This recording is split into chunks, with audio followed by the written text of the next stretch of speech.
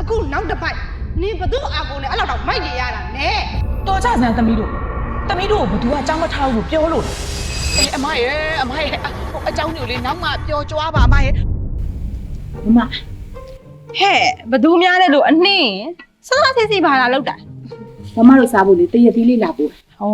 မလေးတကူးတကဟဲ့ဒီမဲ့ငါမလေးမနေ့ကနေကြီးစားခြင်းနဲ့ဆိုလို့ဟောဒူးရင်တီရောတရက်တီရောဝယ်ထားတာရှိတယ်ကဲပါပြန်ယူသွားစမ်းပါနိခလေးတွေစားဖို့သွားမမရေကလေးတွေကစားရပါတယ်မမတို့စားဖို့တက်ယူလာခဲ့တာပါမလေးဒါနဲ့လေမညီမလေးကလေး3ယောက်ကိစ္စလေးအဲ့ဒါတိုင်မြင်ကြည့်မမဟဲ့ကလေး3ယောက်ကိစ္စအဲ့ဒါဘာဖြစ်လို့လဲဟုတ်တမီးကြီးကလေဒီနေ့ဆိုလို့ရှိရင်12တန်းတက်မှာတမီးလက်ကကြတော့9တန်းအခုငယ်လေးရလေ KG စထားမှာဆိုတော့အဲ့ဒါကျောင်းကိစ္စအကြောင်းလေးလေအဲ့ဒါအမလေးဟဲ့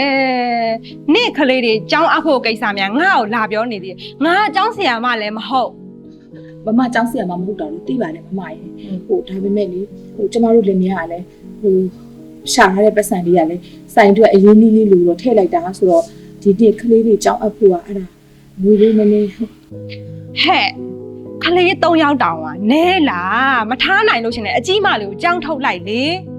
ပြီးတော့ငါးဆိုင်မှာအလုပ်တင်နေနဲ့ထားလိုက်နင်လည်းအသက်ရှူချောင်းတာပေါ့မဟုတ်ဘူးလားမမရေ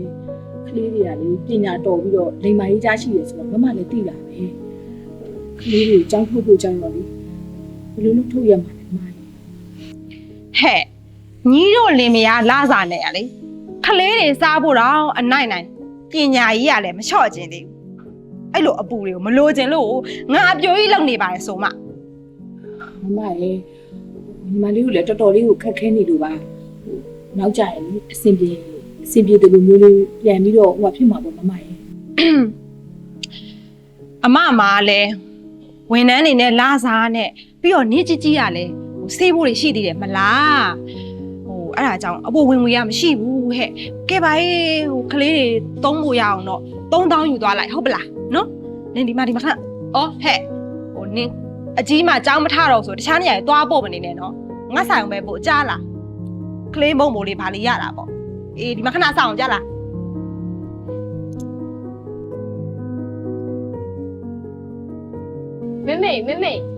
မမေညီမလေးခေါ်နေနှခါရှိနေပြီလေမကြောက်လားအော်အေးပါသမီးရဲ့အမေလေးလေးနေတွေးတာလေးများသွားလို့သမီးလေးကမေကိုဘာပြောမလို့လဲဟိုလာလေသမီးတကယ်ချင်းဖူးဖူးကအကြောင်းတော့အပ်ပြီးသွားပြီတဲ့သိလားအဲ့ဒါလေ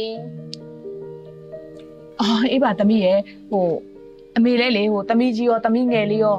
သားလေးကိုပါအမေကြောင်းထားပေးမှာပါသမီးရဲ့နော်အမေကိုခဏလေးစောင့်ပေးကြပါမမေဒီနေ့အဆင်မပြေတဲ့သမီးဒီတနေ့နားလိုက်မယ်လေနောက်နေ့မှပြန်တက်တာပေါ့မမကြီးကသမီးထက်စားလဲပူတော်တယ်စားလဲပူကြိုးစားတော့နေ့တိုင်းဆွေတွေလည်းယူပေးနေတော့မမေမမကြီးပြီးတော့အကြောင်းမထုတ်လိုက်ပါနဲ့နော်မဟုတ်တာညီမလေးကလည်းဒီနေ့အကြောင်းလာလိုက်ရှင်နောက်နေ့ကျရင်ကိုထိုက်ငယ်တူနဲ့အကြောင်းပြတ်တက်မှာပေါ့မမကမမေနဲ့တူတူအလုံးလုံးနိုင်တယ်လေမောင်လေးနဲ့ညီမလေးအတွက်မမပို့ကြိုးစားပေးရမှာပေါ့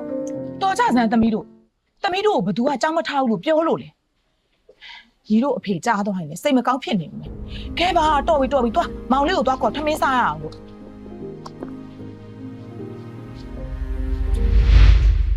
အော်မမြက်ဟဲမနင်းမတွေ့ရကြပြီနော်ဟုတ်ပါတို့တွေလည်းမတွေ့ကြဘူးနော်ဘယ်ကနေပြန်လာလဲဩအခုပဲကလေးတွေကျောင်းဝယ်ပြီးပြန်လာတာမနင်းရဲ့အော်အဲ့ဒါဆိုအတော်ပဲအမရဲ့မနင်းနဲ့လေကျောင်းလေးစုံစမ်းချင်နေတာမမတို့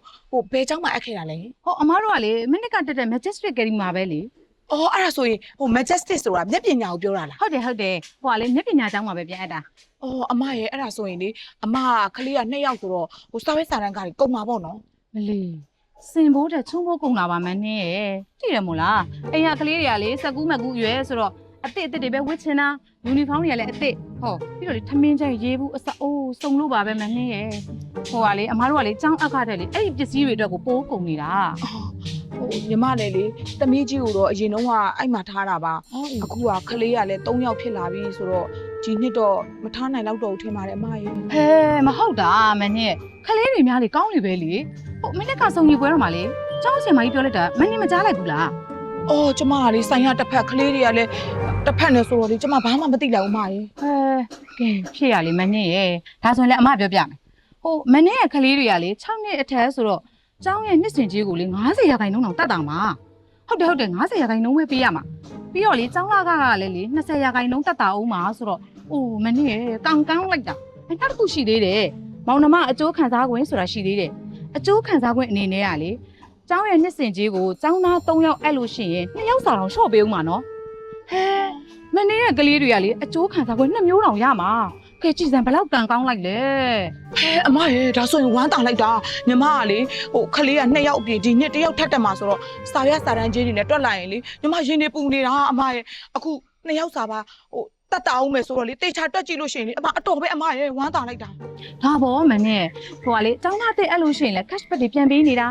ရှိသေးတယ်ဒီနေ့ကျမတို့ရဲ့ကျောင်းဆရာမကြီးကလေထိုးချုံကျောင်းသားတွေကိုပညာသင်စုပေးအောင်မှာအဲ့ဒါလေ90%တောင်တတ်တာနော်မလီမင်းရဲ့သားသမီးတွေစာတော်ပုံမျိုးနဲ့ဆိုရင်တော့လေကျောင်းပညာသင်ဆိုအခမဲ့နီးဒီတင်ခွင့်ကိုရအောင်ပါအမလီအမတော့အားကြနေရသေးတယ် ဝမ်းတာလိုက်တာအမရေဟိုအဲ့ဒါဆိုလို့ရှိရင်လေကျမစိုက်မြန်သိမ့်ပြီးတော့လေ Majestic မှာကြောက်ပြက်အပ်လိုက်အောင်မယ်အမရေ နေပါဦးဟိုလေအမလေးဟိုဘက်ဟိုက3ရက်လမ်းနဲ့ရလေဒေါ်ဆန်းတို့ကြောင့်ပြောချင်တယ်ခဏနေဘူး အမရေဟိုအเจ้าမျိုးလေနောက်မှပျော်ကြွားပါအမရေဟိုညီမเจ้าကကလေးတွေเจ้าကအရေးကြီးနေသွားပြီအမရေ မင်းဆိုလေအချင်တော်လဲစွတ်ပဲ Majestic ကျောင်းရဘဲမှမပြေးပါဘူးမင်းရဲ့